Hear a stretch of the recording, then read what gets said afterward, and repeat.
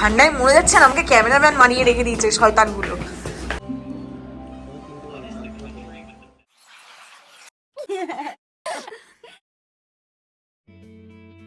Hello, welcome to a new vlog. এখন ভোর 3টে বাজছে। আমরা রয়েছি কলকাতা এয়ারপোর্টে। নর্মালি কলকাতা এয়ারপোর্ট থেকে যখন আমরা ব্যাঙ্গালোরের ফ্লাইট নিই, মনটা স্বাভাবিকভাবেই প্রতিবার ভীষণ ভারী হয়ে থাকে। তবে আজ কিন্তু সেরকম কোনো ব্যাপার নেই। আজ আমাদের মনে রয়েছে এক রাশ আনন্দ আর অনেকটা এক্সাইটমেন্ট। আজ কিন্তু আর ব্যাঙ্গালোর নয়, আজ বেরিয়ে পড়েছি একটা নতুন ডেস্টিনেশনের উদ্দেশ্যে। সারা রাত জাগা, প্রচন্ড খিদে পেয়েছে, তাই হালকা কিছু খেয়ে ফ্লাইটে উঠবো ডিসাইড করেছি। লাউঞ্জে চলে এসেছি আমরা, আমাদের হাতেও অনেকটা সময় আছে। তবে এটা মনে হচ্ছে পেটের খিদের থেকে বেশি মনের খিদে। ঘুরতে যাওয়ার সঙ্গে কিন্তু সারাদিন মুখ চলতে থাকাটা ভীষণভাবে কানেক্টেড। যেহেতু আমরা পুরো দিনটা জার্নি করব, তাই সবাই হালকা খাবারই খাচ্ছি সকাল সকাল। এখানে পোহা, উপমা, স্যান্ডউইচ, কর্নফ্লেক্স সবকিছুই অ্যাভেলেবেল আছে। তবে কলকাতা লাউঞ্জের সসেসটা আমাদের খুব পছন্দের, তাই আমরা কয়েকটা সসেস নিয়ে নিয়েছি, লোভ সামলাতে পারিনি। শীতকাল এলেই জানি না কেন মনটা একটু বেশি পাহাড় পাহাড় করে, তাই সেই পাহাড়ের টানেই আজকে আমরা রওনা দিয়েছি ভারতের একেবারে উত্তর পূর্ব দিকে অবস্থিত স্বর্গরাজ্য অরুণাচলের উদ্দেশ্যে। কলকাতা থেকে গুয়াহাটি পর্যন্ত আমরা ফ্লাইটে যাচ্ছি, আর তারপর পুরোটাই রোড ট্রিপ করব। আতঙ্কবাদীকে ধরেছিল, ঢুকতে দিচ্ছিল না। কটা বাজছে? কটা বাজে? আমি জানি দেখে পড়ো। 5:33 বাজছে। 5:40 টাইমিং। মনে হচ্ছে অন টাইম আছি না, 5:20 টাইমিং। 5:20 টাইমিং। কতক্ষণ লাগে? 1 ঘন্টা 20 মিনিটের ডিস্টেন্স দিয়েছে। দেখা যাক।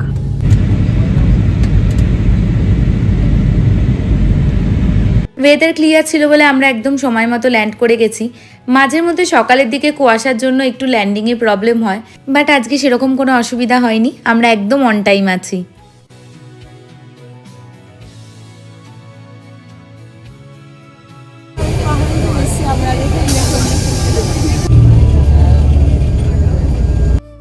আমরা গুয়াহাটি এয়ারপোর্ট প্রথমবার এলাম। খুব একটা বড় এয়ারপোর্ট না, তবে ভীষণ সুন্দর করে সাজানো, আর প্রতিটা কর্নারেই রয়েছে আসামের ঐতিহ্যের ছোঁয়া।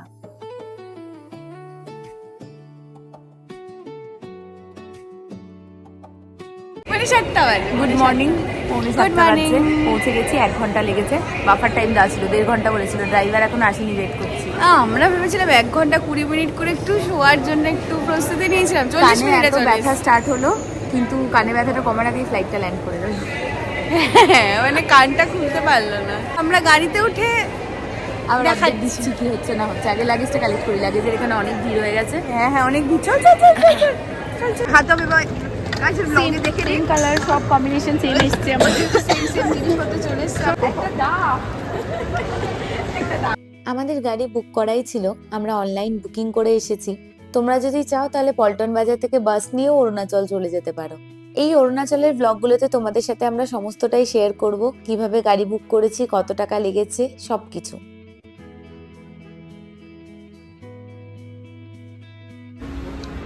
এখানে দাঁড়িয়েছি আমরা, খাওয়া দাওয়া করে নেবো একটু। 10:30 বাজছে। কি ভালো লাগছে না গোলাপগুলো? খুব সুন্দর। কি ভালো। এই যে লুচি ছোলার ডাল না, এটা হচ্ছে কাবলি ছোলার তরকারি। কাবুলি ছোলার তরকারি উচ্ছে ভাজা লুচির সাথে খায় এখানে। আমরা তো খাই না, ঠিক আছে, সেটা আলাদা ব্যাপার।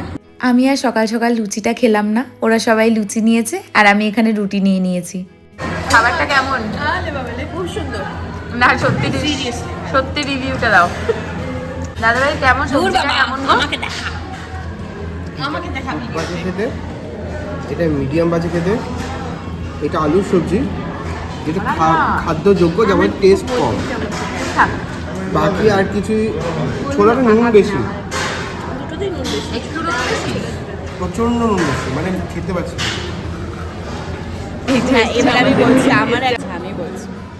আমারও তো এক্সপেকটেশনস নেই যেখানে এটা খুব ভালো কিছু পাওয়া যাবে, তো যেটা পাওয়া গেছে তো খুবই ভালো। হালকা নুন বেশি, যেটা খাওয়া যাচ্ছে। এটা বেশি ঢং করছে। খাবার যেমনই হোক, আমাদের কিন্তু এখানকার ব্যবস্থা ভীষণ ভালো লেগেছে। আর বেশ পরিষ্কার পরিচ্ছন্ন। আর সব থেকে যেটা ভালো লেগেছে, এখানে যারা খাবার সার্ভ করছে প্রত্যেকে কিন্তু মেখেলা পরে আছে, যেটা আসামের একটা ট্র্যাডিশনাল অ্যাটায়ার। ঘড়িতে 12টা বাজছে আর এখন আমরা ব্রহ্মপুত্র নদের উপর দিয়ে এগিয়ে চলেছি ভালুকপংয়ের দিকে। আমাদের আজকের গন্তব্য দিরাং। গুয়াহাটি থেকে দিরাং প্রায় 300 কিলোমিটার আর সময় লাগবে 8 থেকে 9 ঘন্টা। আর কত খাবি মনু? টেস্ট করে করে তো 2 packet biscuit, coffee, cold coffee, juice.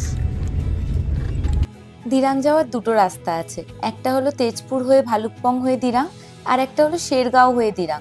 আমরা প্রথম রুটটাই নিয়েছি, ভালুকপং থেকে দিরাং। গুয়াহাটি থেকে তেজপুর পর্যন্ত রাস্তা কিন্তু একদম স্মুথ। ন্যাশনাল হাইওয়ে 27 ধরে আমরা এগিয়ে যাচ্ছি। भैया भैया ये रिवर का क्या नाम था? जिया भोराले। हाँ हाँ, जिया भोराले। अच्छा, जिया भोराली।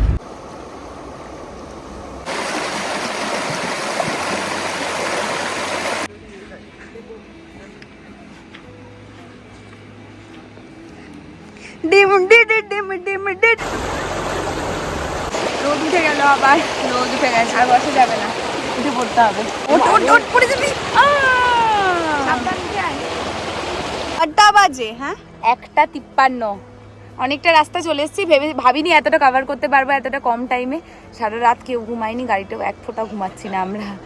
ভালুকপংয়ের কাছাকাছি আছি, এবার এখান থেকে বেরোচ্ছি। আর জলটা হচ্ছে মারাত্মক ঠান্ডা, মনে হচ্ছে বরফে পা দিচ্ছি, জলে পা দিলে এরকম ফিল হচ্ছে। খুব ভালো লাগলো, মজা পেলাম। এরকম রাস্তায় যেতে যেতে এরকম একটা সাডেন এরকম একটা আমরা দাঁড়িয়ে গেলাম, একটা প্ল্যান ছিল না। এই নদীটা আসামে জিয়া ভরালি নামে পরিচিত হলেও অরুণাচলে কিন্তু এটা কামেং রিভার নামে পরিচিত। ভালুকপং ঢোকার ঠিক পর থেকেই একে কামেং রিভার নামে ডাকা হয়। আমরা ভালুকপং ঢুকে গেছি। ভালুকপংই হলো অরুণাচলের গেটওয়ে। এখান থেকেই শুরু হয় পাহাড়ি রাস্তা আর সবুজ বনভূমির আসল জার্নি। আর তার মাঝে মধ্যে থাকে একটা দুটো ছোট ছোট অজানা ওয়াটারফলসও। এই ভালুকপংই হলো আসাম আর অরুণাচল প্রদেশের বর্ডার পয়েন্ট।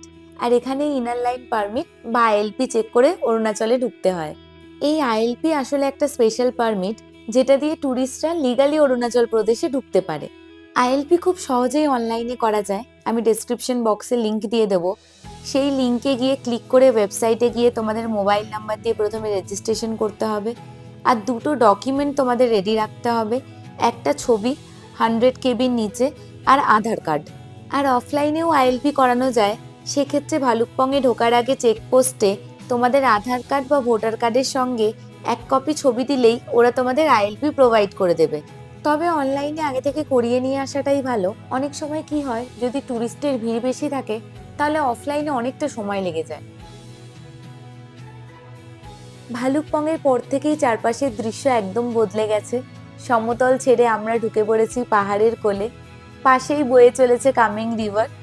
বলা হয় ভালুকপংয়ের পর থেকেই শুরু হয় আসল পাহাড়ি অ্যাডভেঞ্চার। অনেকটা দেরি হয়ে গেছে আর আমাদের সবার ভীষণ খিদেও পেয়ে গেছে। তবে অপশনস খুব কম রাস্তায়, তাই তেজপুর বা ভালুকপং ঢোকার আগে লাঞ্চ করে নেওয়াটাই ভালো, কারণ যত উপরে উঠবে তত অপশনস কমতে থাকবে। কটা বাজে দাদা ভাই? 42 আর 2 থেকে 3 ঘন্টা, 3 ঘন্টা তো লাগবে মিনিমাম। দেখো সানডাউন হয়ে গেছে, রোদ নেই আর একদম। হ্যাঁ, আমরা উপরে একটা মন্দিরে এসেছি, গণেশ ঠাকুরের মন্দির। অনেকটা উপরে মন্দিরটা, নিচে হাইটটা দেখতে পাচ্ছ তোমরা নিশ্চয়ই, কিন্তু মন্দিরটা খুব সুন্দর। গণেশ ঠাকুরের একটা মূর্তি আছে, সুন্দর। দেখা মূর্তিটা দেখা, এইভাবে দেখাই সেলফি ক্যামেরা। এখানে বেশ ভালো ঠান্ডা লাগছে, জ্যাকেট বার করতে হবে আমাদেরকে, হ্যান্ড ব্যাগেজেই আছে। তো গিয়ে নিচে আগে জ্যাকেটটা বার করবো, খুব ঠান্ডা লাগছে। হ্যাঁ ঠিক আছে, চলো চলো, নো প্রবলেম। তুমি চল, তুই চল চুপচাপ। সময় ছিল বলে আমরা উঠে গেছি, আমাদের খাবারটা রেডি হচ্ছে। এখানে আর আমরা খুব একটা ভালো হোটেল পাচ্ছিলাম না, তার জন্য যেটাই পেয়েছি সেটাই ঢুকে গেছি। কারণ আমরা ব্রেকফাস্ট অনেক সকালে করেছি, তো আমাদের খুব জোরে খিদে পেয়ে গেছিলো। তাই আমরা একটা হোটেল পেয়েছি যেখানে খুব সাধারণ নর্মাল ভাত, ডাল, আলু ভাজা এইসবই আমরা খাবো। কারণ আজকে খুব লাইট খাবো, যেহেতু কাল সারা রাত ঘুম হয়নি। আজকে একদম হেভি খাওয়াটা ঠিক হবে না। আর সবাই একটু একটু অসুস্থ, সবার শরীরটা ঠিক নেই। এই যে আরেকজন দাঁড়িয়ে আছে আমাদের জন্য। চলুন চলুন খাবেন, চলুন। চলুন। এই যে ডাল, ভাত, পাঁপড় আর একটা ভাজি দিয়েছে। ভাতটা মোস্ট প্রবাবলি আতপ চাল, এখানে আতপ চালই পাওয়া যায়। দাদাভাই কেমন খেতে, কেমন ডালটা? ভালো।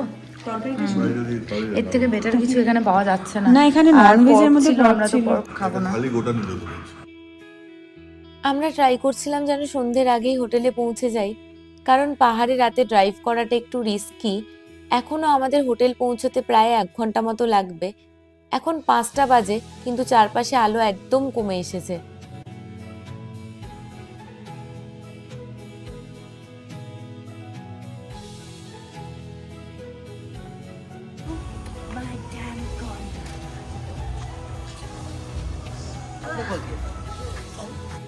আমরা বেশ খানিকক্ষণ আগেই দিরাং পৌঁছে গেছিলাম, কিন্তু হোটেলটা খুঁজে পেতে একটু সময় লেগে গেল। রাতে এমনিতেই ভিজিবিলিটি খুব কম থাকে, তার উপরে রাস্তাগুলোও ভীষণ ন্যারো হয় পাহাড়ে। এদিকে নেটওয়ার্ক খারাপ থাকার জন্য ম্যাপটাও গন্ডগোল করছিল। ভালোই প্রবলেম ফেস করতে হলো হোটেলে পৌঁছতে। আমাদের যেটা ভুল হয়েছে, অবশ্যই আগে থেকে অফলাইনে ম্যাপটা সেভ করে রাখা উচিত ছিল। সুন্দর, মানে কটেজ, পুরো কটেজের মতো। তোমাদের জায়গাটা পছন্দ হয়েছে তো? তাহলে এখানেই থাকবো আজকের সময়। যাই হোক, এতটা লম্বা জার্নি করার পর যখন অবশেষে হোটেলের প্রপার্টিটা সামনে থেকে দেখলাম, তখন আমরা সবাই ভীষণ খুশি। চারপাশে পাহাড়, ঠান্ডা হাওয়া আর এত নিরিবিলি একটা জায়গা, সব ক্লান্তি যেন এক মুহূর্তে উধাও।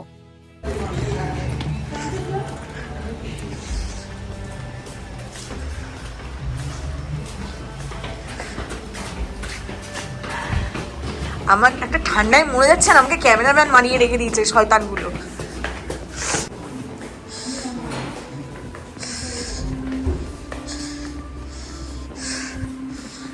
ভালো দেখতে না? আমাদের রুম কোনটা? এই তো তোমাদের নর্মাল রুম ভিতর মিলেগা। এটা আমাদের রুম।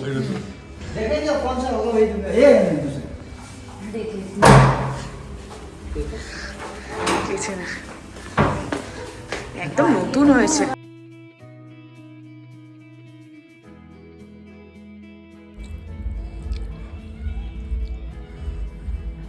অনু কেমন করেছো ম্যাগিটা? খুব ভালো, ভালো লাগছে? ভালো, খুব ভালো লাগছে, মজা আসছে। খুব নিট অ্যান্ড ক্লিন না কটেজটা? এত সুন্দর লাগছে। ডাইনিংটাও এত স্পেসিয়াস আর এত সুন্দর। চলো আজকের ব্লগটা এখানেই এন্ড করছি। কালকে সকালে অবশ্যই তোমাদের প্রপার্টিটা ঘুরে দেখাবো আর সব ডিটেলসটাও শেয়ার করব। আজকের ব্লগটা তোমাদের কেমন লাগলো আমাদের অবশ্যই কমেন্ট করে জানাও, আর আমাদের চ্যানেলটা সাবস্ক্রাইব করে নাও অরুণাচলের নেক্সট ব্লগগুলো দেখার জন্য।